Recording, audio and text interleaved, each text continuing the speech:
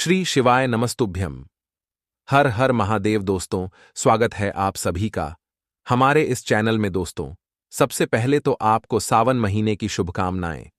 हम आशा करते हैं कि आपका सावन का महीना बहुत ही अच्छा और भोले की भक्ति से गुजरे। लेकिन सावन के महीने में सुहागिन महिलाओं को हर सोमवार को शिवजी और पार्वती जी के भजन करने चाहिए और सुखी रहने की प्रार्थना करना चाहिए। भगवान शिव और माता पार्वती थोड़ी सी पूजा करने पर ही अपने भक्तों पर प्रसन्न हो जाते हैं और उन्हें सदैव सुखी संपन्न रहने का आशीष देते हैं। तो ऐसे में आज हम आपको बताएंगे कि कौन से ऐसे काम हैं जो सुहागिन महिलाओं को सावन के महीने में करने से बचना चाहिए। उससे पहले हम बात कर लेते हैं सावन का महीना कब से चालू होगा और इसकी समाप्ति कब है। दोस्तों, आपको बता दें, इस बार सावन का महीना 22 जुलाई 2024 सोमवार के दिन पड़ेगा। सावन की समाप्ति होगी 19 अगस्त सोमवार के दिन और सावन के आखिरी सोमवार के दिन ही यानी 19 अगस्त सोमवार के दिन ही रक्षाबंधन का त्योहार भी मनाया जाएगा। दोस्तों, अब जानते हैं सावन के इस पवित्र महीने में कितने सोमवार पड़ेंगे और आपको कितने व्रत रखने हैं। आइए जानते हैं। सावन मास का पहला दिन 22 जुलाई दिन सोमवार है। पहले ही दिन सावन में सोमवार पड़ने से 4 चांद लग गए हैं। सावन का दूसरा सोमवार व्रत 29 जुलाई दिन सोमवार है। तीसरा सोमवार व्रत 5 अगस्त सावन का पवित्र चौथा व्रत 12 अगस्त के दिन पड़ेगा और 19 अगस्त को 5वां सोमवार है। दोस्तों, ऐसे में कुल मिलाकर 5 सोमवार पड़ेंगे और अंत में 19 अगस्त यानी सोमवार के दिन सावन समाप्त हो जाएंगे।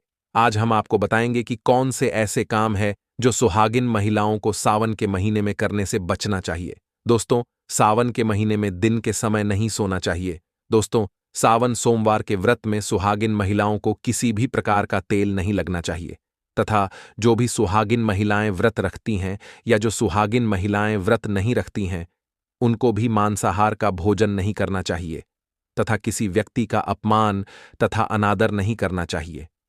मित्रों, हम बात करते हैं कि मासिक धर्म के दौरान क्या महिलाएं सावन में पूजा कर सकती हैं या नहीं कर सकती हैं।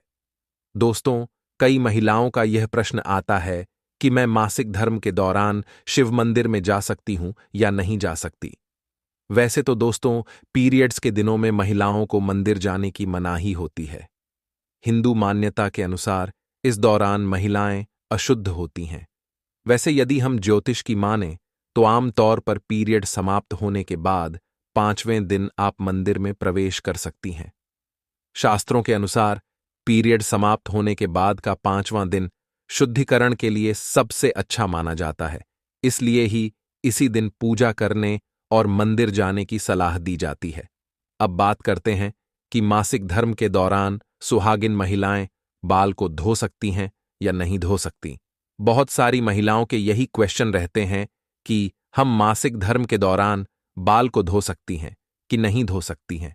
तो दोस्तों, ज्योतिष शास्त्र के मुताबिक अगर आपके पीरियड्स 3 दिन चलते हैं तो आपको चौथे दिन बाल धो लेने चाहिए, यानी मासिक धर्म खत्म होने के अगले दिन ही बाल धोना सही होता है। जो महिलाएं मासिक धर्म के दौरान बाल धोती हैं तो ऐसा करना गलत माना जाता है। दोस्तों, वीडियो में आगे बढ़ने से पहले आपसे निवेदन है कि कमेंट बॉक्स में हर हर महादेव और माता पार्वती का नाम लिखना ना भूले तथा वीडियो को लाइक और शेयर जरूर करें और हमारे इस चैनल को सब्सक्राइब करना मत भूलिए। दोस्तों, आगे वीडियो में हम बात करने वाले हैं कि सावन महीने में सुहागिन महिलाओं को यह काम जरूर करना चाहिए जिससे उनके परिवार में सुख समृद्धि बनी रहती है तथा पति की लंबी आयु में वृद्धि होती है। दोस्तों, आज हम आपको बताएंगे कि इस सावन के महीने में विशेष तौर से सुहागिन महिलाएं कुछ ऐसे कार्य करें इससे उनके घर परिवार के अंदर खुशियां देखने को मिले और उनकी गृहस्थी बहुत अच्छे से चले। सुहागिन महिलाओं को सावन के महीने विशेष के अंदर कुछ ऐसे कार्य जरूर करने चाहिए जिससे उनके जीवन में सफलता प्राप्त हो और उनकी घर गृहस्थी बहुत ही अच्छे तरीके से चले। तो दोस्तों, बात करते हैं ऐसे कौन से कार्य है इस सुहागिन की महिलाओं को विशेष तौर से सावन के महीने के अंदर करने चाहिए। दोस्तों, सबसे पहला कार्य है कि सुहागिन महिलाएं जब भी आप सोमवार का व्रत रखती हैं और सावन के सोमवार शिवजी को जल अर्पित करती हैं, सुहागिन महिलाएं बाल जरूर धोएं। दोस्तों, सुहागिन महिलाएं बिना बाल धोए सोमवार का व्रत नहीं रखें। सुहागिन महिलाएं अगर सावन महीने में सोमवार व्रत बाल धोकर व्रत रखते हैं तो उन्हें उनका फल या जो भी विश है वह भगवान भोलेनाथ पूरा कर देते हैं। और दोस्तों, कहा जाता है कि पूरे सावन के महीने के अंदर भोलेनाथ सुबह के समय इस धरती पर माता गौरी के साथ भ्रमण करने के लिए निकलते हैं। तो सावन के महीने में दोस्तों, सुहागिन महिलाओं को विशेष तौर से यह ध्यान रखना चाहिए कि सुबह जल्दी उठकर ब्रह्म मुहूर्त में उठकर स्नान कर लें और घर की साफ सफाई का विशेष तौर से ध्यान रखें। अगर आप अपने घर की साफ सफाई का ध्यान नहीं रखेंगे तो हो सकता है कि भोलेनाथ आपके घर के अंदर प्रवेश नहीं करें, या भोलेनाथ की जो आपने भक्ति की है उसका खुश होकर परिणाम आपको नहीं मिले। इसीलिए आपको सावन के पवित्र महीने के अंदर अपने घर की साफ सफाई का विशेष तौर से ध्यान रखना चाहिए। इसी के साथ दोस्तों, सुहागिन महिलाएं जो 16 सोमवार का व्रत रखती हैं, आपको यह जरूर ध्यान रखना चाहिए कि आपको इस सावन के महीने के पहले ही सोमवार या फिर किसी भी अंतिम सोमवार से ही आप इन्हें व्रत का पारण लें और व्रत करने का सौभाग्य लें, तो निश्चित तौर से आपके इस जीवन के अंदर सुख आने लगता है और आपके वैवाहिक जीवन बहुत ही अच्छा चलता है। कुछ कुंवारी कन्याएं भी 16 सोमवार का व्रत इसीलिए रखती हैं ताकि उनको एक योग्य और गुणी व्यक्ति उनके जीवन साथी की प्राप्ति हो। तो सुहागिन महिलाओं को भी, कुंवारी लड़कियों को भी आपको यह व्रत व 16 सोमवार से करना चाहिए, जो कि सावन की शुरुआत से ही करना चाहिए, ताकि भगवान भोलेनाथ की भक्ति का आपको जीवन के अंदर मौका देखने को मिले। दोस्तों, इसी तरह अगली बात करें तो सुहागिन महिलाओं को सुहाग की वस्तु विशेष सावन के महीने के अंदर जरूर पहननी चाहिए।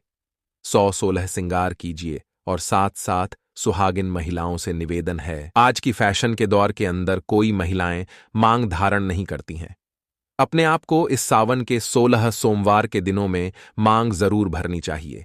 जो सुहागिन महिलाएं मंगला गौरी का व्रत रखती हैं, 16 सोमवार का व्रत रखती हैं, एकादशी का व्रत रखेंगी, सावन के महीने के अंदर पड़ने वाली, उनसे निवेदन है कि पूरी तरह से सुहागिन वस्तुओं का धारण करके उसके बाद आप व्रत करेंगे तो मंगला गौरी कि आपके जीवन भोलेनाथ तथा माता पार्वती कृपा देखने को मिलेगी और आप जैसा चाहेंगे वैसा आपका कार्य बन जाएगा। वह सुहागिन महिलाओं को इसका विशेष प्रभाव देखने को मिलता है। और सुहागिन महिलाओं से यह निवेदन और है कि इस सावन के महीने के अंदर अपने से बड़ों या अपने छोटे चाहे कोई भी हो, किसी का भी आपको अपमान नहीं करना चाहिए। अगर सावन के महीने के दौरान आप किसी का भी अपमान करते हैं तो आपको अपने जीवन के अंदर कभी भी खुशियां देखने को नहीं मिलती हैं। सावन के महीने में आप अपने पति का सम्मान करें और जितना हो सके लड़ाई झगड़े से आपको बचना चाहिए।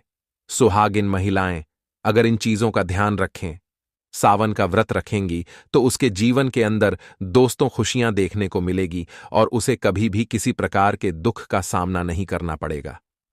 दोस्तों, सावन का महीना भगवान शिव से जुड़ा है। उन्हें भोलेनाथ भी कहा जाता है कि वह अपने भक्तों की एक पुकार मात्र से उनकी मदद को दौड़े चले आते हैं। वहीं सावन का पर्व गृहस्थ जीवन बिताने वालों के लिए विशेष स्थान रखता है। दरअसल सावन को शिवजी और मां पार्वती के विवाह वर्षगांठ के रूप में भी मनाया जाता है। बताया जाता है कि अगर विवाहित महिलाएं तो पूरी विधि के साथ इस दिन भगवान शिव की पूजा करें तो उनके पति की लंबी उम्र का वरदान होने मिलता है। कि भगवान शिव की पूजा कुंवारी कन्याएं भी कर सकती हैं, लेकिन विवाहित महिलाएं भगवान शिव की पूजा करती हैं तो इसका फल वह पति के लिए भी पा सकती है। तो चलिए आपको बताते हैं कि किस तरह से आप भगवान शिव को प्रसन्न करके पति की लंबी उम्र का वरदान प्राप्त कर सकती हैं। और अगर कुंवारी कन्याएं हैं तो वह भी इसी तरीके से भगवान शिव को प्रसन्न कर मन वांछित फल पा सकती है। सबसे पहले तो जरूर जान लें कि आपको सावन के सोमवार का व्रत जरूर रखना चाहिए। दोस्तों, इस आपको जरूर आपका मनचाहा फल मिलेगा। महिलाएं अगर सावन में सोमवार के दिन व्रत रखें तो इससे महासचिव प्रसन्न होते हैं, और कुंवारी कन्या व्रत रखती है तो उन्हें अच्छे वर की प्राप्ति होती है। इस व्रत के दौरान फलाहार रहे और उनके पसंद की चीजें जैसे बेलपत्र, चंदन, चावल, दूध भेंट कर पूजन करें। इसके अलावा सावन के दिन दूध अश्रुजल से भगवान शंकर का अभिषेक करने से भोलेनाथ प्रसन्न होकर आशीर्वाद देते हैं। दोस्तों, ओम नमः शिवाय 3 शब्दों का यह मंत्र इतना चमत्कारी है कि आपके जीवन को पलट कर रख सकता है। तो आपको कहना है, ओम नमः शिवाय का जप जरूर करना चाहिए। जब सुबह उठे तब करें, जब आप सोने जाएं उससे पहले इस मंत्र का जप करें। लेकिन सावन के महीने में तो इस मंत्र का अलग ही महत्व है। सावन में शिव जी की पूजा के समय ओम नमः शिवाय मंत्र का जप को जरूर करना चाहिए। इससे जीवन सुखमय बन सकता है। पति की लंबी आयु के लिए इस मंत्र का जाप 5 माला जप को पावन के सोमवार के दिन करना चाहिए। महादेव प्रसन्न होकर मनोकामनाएं जरूर पूरे करेंगे। दोस्तों, ऐसे में हम जानते हैं सावन के इस पवित्र महीने में कौन सी गलती नहीं करनी चाहिए जिससे कि शिव नाराज ना हो। और सावन व्रत में यह फल तो कभी मत खाना, नहीं तो भगवान भोले बाबा आपसे क्रोधित हो सकते हैं, आपका व्रत टूट सकता है। आइए जानते हैं कुछ ऐसी सावधानियां जिसे भूलकर भी नहीं करना चाहिए। दोस्तों, नंबर 1, शास्त्रों में कहा गया है कि व्रतधारी को उधार मांगकर फल आदि नहीं खाने चाहिए। इससे पाप लगता है और व्रत अधूरा रह जाता है। सोमवार का व्रत हो या कोई भी व्रत क्यों ना हो, पड़ोसियों से मांगकर भी व्रत आदि में फल वगैरह नहीं खाने चाहिए। व्रत में उधार मांगकर खाने से व्यक्ति का व्रत झूठा हो जाता है। ईश्वर की शरण में आने पर व्यक्ति को झूठ नहीं बोलना चाहिए, कर्ज नहीं लेना चाहिए, चुगली आदि नहीं करनी चाहिए, उधार मांगकर भी नहीं खाना चाहिए। अगर आपको कोई अपनी मर्जी से खाने के लिए व्रत में कुछ देता है तो उसे आप खा सकते हैं, लेकिन व्रत में कम से कम उधार मांगकर फल आदि नहीं खाना चाहिए।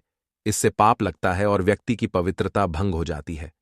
दोस्तों, नंबर 2, सोमवार का व्रत हो या सावन का व्रत, आपको नाशपत्ती नहीं खाना चाहिए। दरअसल इस फल का नाम नाश यानी नाश करने वाला होता है, इसलिए इस फल को व्रत में नहीं खाना चाहिए। व्रत आदि को छोड़कर किसी और दिन आप कभी भी खा सकते हैं, लेकिन अगर जिस दिन आपका व्रत हो उस दिन नाशपाती का सेवन नहीं करना चाहिए। भगवान को भी नाशपत्ती नहीं चढ़ना चाहिए। नंबर 3, कुत्तू का आटा खाने से भी आपका व्रत टूट सकता है। आपको बता दें, लंबे समय से रखा हुआ आटा आपका व्रत भंग कर सकता है। दरअसल पुराने आटे में घुन आदि कीड़े वगैरह पड़ जाते हैं जो ठीक तरह से दिखाई भी नहीं देते। ऐसा आटा खाने पर दरअसल आप मांस का सेवन करते हैं और व्रत में कीड़े खाना घोर पाप के बराबर माना गया है और आपका व्रत भी भंग हो जाता है। व्रत में ताज़ा आटा खाना चाहिए। लंबे समय से रखे हुए आटे में कीड़े पड़ जाते हैं, ऐसा कभी ना करें। व्रत हमेशा शुद्धता में ही रखना चाहिए। दोस्तों, सावन का महीना बड़ा ही पवित्र महीना माना गया है, इसीलिए यह 5 चीजें भगवान शंकर के पास कभी ना रखें। तो चलिए जानते हैं उन 5 चीजों के बारे में। नंबर 1, जहां रखा हो शिवलिंग या महादेव की कोई भी प्रतिमा तो वहां पर भूलकर भी चप्पल जूते लेकर नहीं जाना चाहिए। जरा सोचिए, जब आपके कमरे में कोई चप्पल लेकर प्रवेश करता है तो आपको कितना क्रोध आता है। इसी कारण महादेव भी आपसे नाराज हो जाते हैं और आपको मिलने वाला फल नष्ट हो जाता है। ऐसे में मंदिर में नंगे पांव ही प्रवेश करना चाहिए, क्योंकि चमड़े की चप्पल हमेशा अशुद्ध रहती है। इससे देव शक्ति नाराज होती है। नंबर 2, अक्सर महिलाओं को मासिक धर्म आ जाता है और वो बिना किसी को बताए पूजा पाठ कर लेती है, जो कि शास्त्रों में वर्जित माना गया है। इस समय महिलाओं को जानकर भी अनजान नहीं बनना चाहिए। अगर आपको मासिक पीड़ा है तो घर के बने मंदिर में या बाहर बने मंदिर में कभी प्रवेश नहीं करना चाहिए। इससे देव शक्तियां नाराज होकर आपसे क्रोधित हो सकती हैं। ऐसे समय में शिवलिंग को छूना घोर पाप के बराबर माना गया है। जरा सोचिए, ऐसी अवस्था में जब महिला को बुरा लगता है तो ईश्वर को कितना बुरा लगेगा। दोस्तों, आज की वीडियो में बस इतना ही। मिलते हैं अगली वीडियो में नई जानकारी के साथ। धन्यवाद।